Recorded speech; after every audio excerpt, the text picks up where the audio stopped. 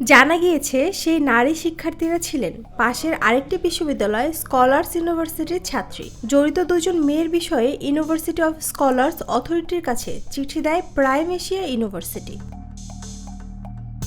University authority চিঠির উত্তরে প্রথমে গভীর শোক প্রকাশ করেন এবং জানান, অভ্যন্তরীণ তদন্ত কমিটি গঠনের মাধ্যমে তদন্ত কাজ শুরু করেছি। প্রাথমিক স্তবয়ের মাধ্যমে প্রাপ্ত সংশ্লিষ্ট দুই ছাত্রীর পরিচয় দেওয়া হলো।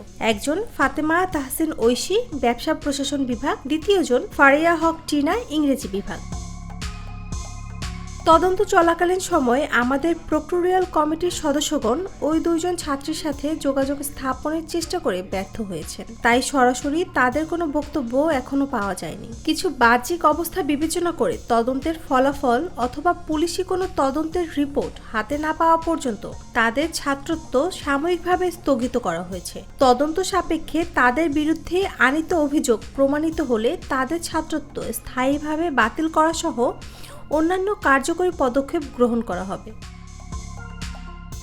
19 এপ্রিল ঘটে ঘটনাটি। ক্যাম্পাসের সামনে সিঙ্গারা খাচ্ছিল পারভেজ ও তার বন্ধুরা। পাশে দাঁড়িয়েছিলেন দুই নারী শিক্ষার্থী। তারা ভুল ধারণা করেন যে ছেলেরা তাদের নিয়ে হাসাহাসি করছে। এরপর মেয়েদের কলে আসে বয়ফ্রেন্ড গ্যাং।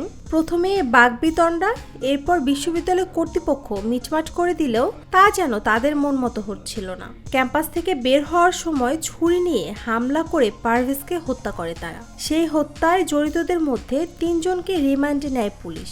এই ঘটনায় সামাজিক যোগাযোগ মাধ্যমে নেটিজেনরা বলেছে, এ যেন আরেক মিন্নি।